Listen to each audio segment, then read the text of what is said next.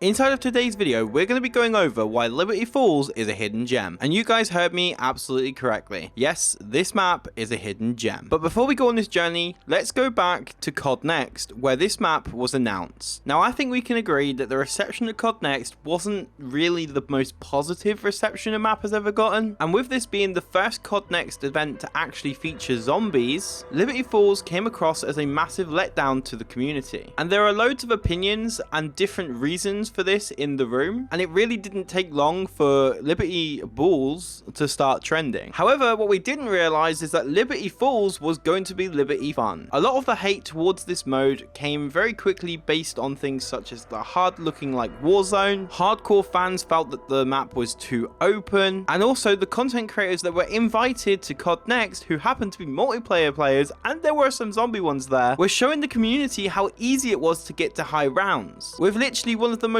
famous YouTubers for multiplayer getting to round 70. And it's quite easy to say that this didn't go down well with hardcore fans. A lot of players felt that the map looked a bit like it had no aura, as previous maps had a lot of that. And in general, it seemed like it had zero vision and no atmosphere. On top of this, we had already seen Terminus, which was a much bigger map and definitely even more detailed, in which we saw the Vermin, which are like the spiders. If you've got an arachnophobia, then sorry for this. The community had already decided that the Vermin basically should have been exclusive to Terminus. So when those enemy types started to show up on Liberty Falls, they looked out of place. This meant that the community felt like we were getting reused assets, which did kind of happen because we got the Mangler yet again on Liberty Falls. And a lot of hardcore fans feel that the Russian Mangler has been now overused and has lost its spark. And I do kind of agree, especially when you get to the higher rounds and you're just getting spammed by these guys. Also in Liberty Falls, we had the reintroduction of the Abomination. Again, the community felt like it was being overused, and we were expecting something new from Treyarch. When I was watching the live stream for Liberty Falls, I was absolutely gutted by what I was seeing. I recall there being 140,000 people watching the live stream for COD Next, and then all of a sudden it went down to 90,000 people watching, which meant that when the gameplay for Liberty Falls came on,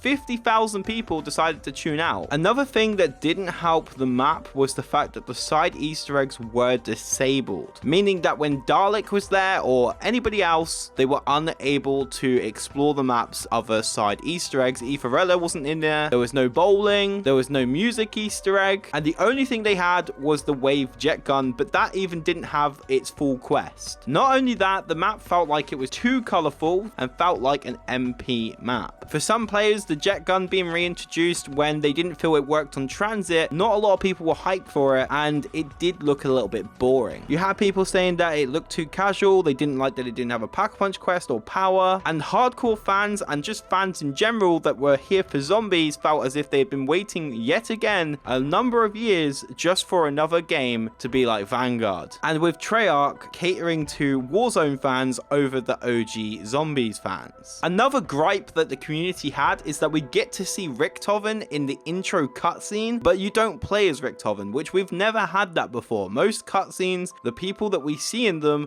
we play as them. And with the zombies community wanting the OG 4 playable characters to return to the franchise, this was definitely not a good idea. Although later in this video, I'm going to explain to you guys why I think this was a good thing. So now that we've gone over the reception of COD Next and we've kind of dived into what people felt and what they were thinking, and all of the different mixed opinions within the room, we now need to ask what happened next. Well, COD Next ended, people continued to feel that the map was Liberty Balls or Liberty Smalls, and hardcore fans made it known. They went over on Twitter, they went over on threads, literally anywhere they could possibly go to complain to Treyarch, whether if it was on YouTube or if it was in the comment section, whatever it may have been, hardcore fans had it known that they were not happy. Again, the HUD continued to get slammed, and something really special happened. In the end, many of the YouTubers that have been covering zombies for years came together as a community to discuss what they liked from Cold War, what they didn't like from Cold War, and what they expected for Black Ops 6. This meant that for the first time in a very long time, the zombies community were talking amongst themselves. And using the YouTuber MrROFLWAFFLES, a lot of people got to vent through his channel. As Milo did one of the best breakdowns of Black Ops 6 I can literally give you, with a whiteboard, of course. I'm not going to spoil saw that video, so definitely go check it out if you want to. There will be a link either in the description, or if I can get it on the screen, then please go and check that video out because it is very good. Eventually, this led to Treyarch actually responding to fans via the COD pod, where they told fans that the version that we saw at COD Next was actually an alpha version and wasn't the finished version, and that a lot more had been done. And they wanted to remind the zombies community that the side Easter eggs and the main quest were not active at COD Next, which we were aware of. But the way that it came across was like Treyarch was like, well, hang on a minute, don't judge it until you've got it and it's got everything that it has to offer. And this actually led to some people getting their pre-orders back. So some people actually refunded pre-orders, which was insanity, I can imagine. And with the negative press that was coming towards Liberty Falls, they did actually decide to listen to us. So now we're going to talk about what changed. So as I mentioned before, people didn't like the HUD design. It looked like it was ripped out of Warzone. It looked worse than Cold War. People just weren't happy with it, and it looked too basic. It didn't even look like zombies anymore. So Treyarch addressed this, and they changed the way the HUD looked. They added the player's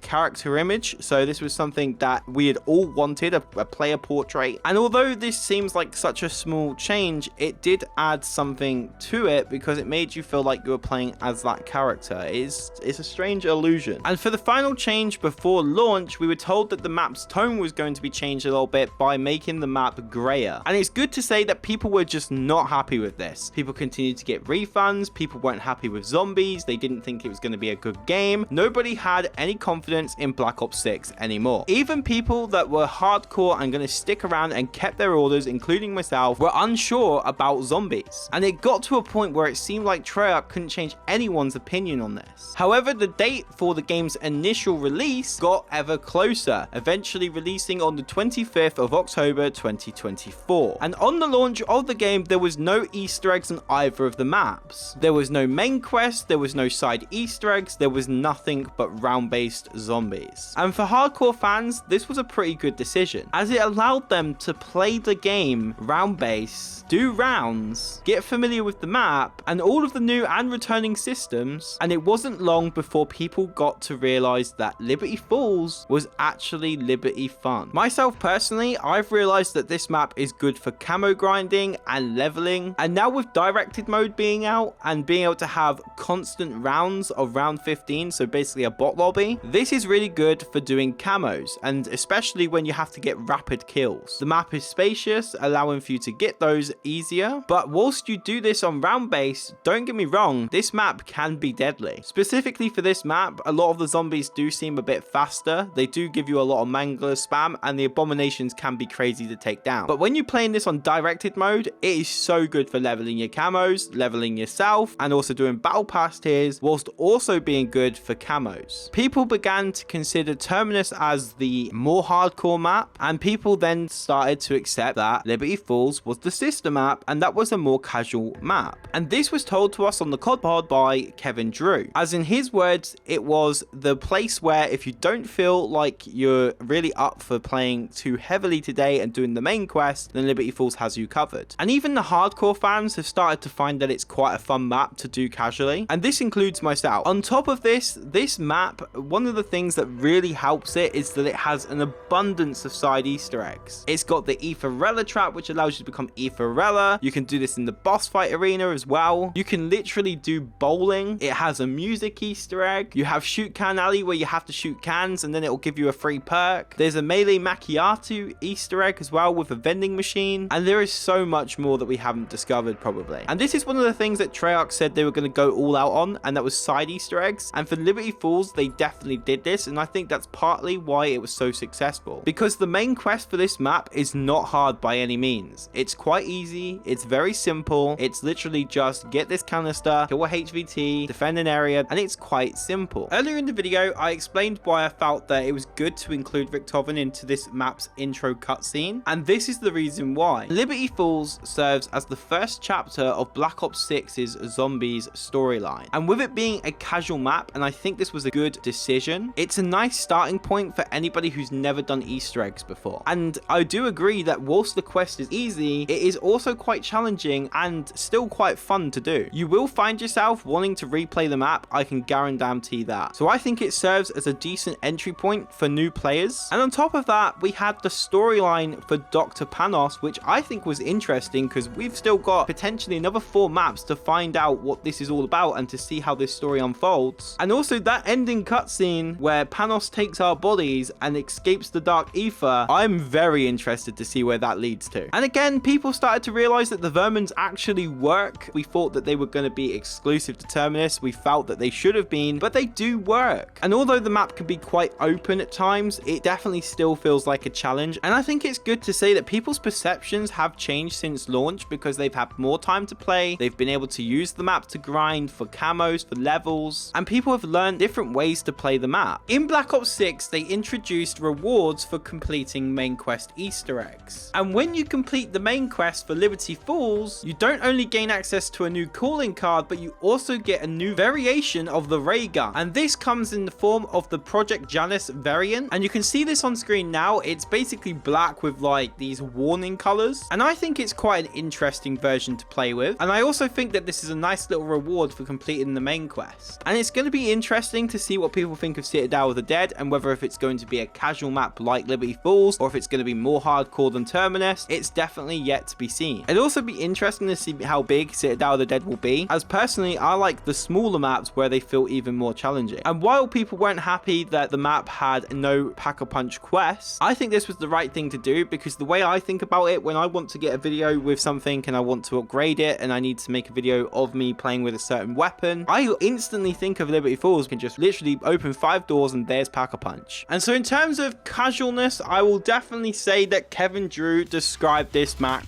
perfectly. And this means that this map is as described and also is a hidden gem, and it's actually not that hidden because a lot of people thoroughly enjoy this map more than they thought they would. Anyways guys, that is it for today's video. Hopefully you guys did enjoy it. Make sure to let me know down in the comments down below. Do you agree with my thoughts on Liberty Falls, that it is a hidden gem? I am very interested to hear your opinion, so please let me know down below. Anyways guys, if you haven't already, make sure to join my Discord to stay up to date with all the latest and greatest news coming to my YouTube channel, and I shall see you guys in my next video.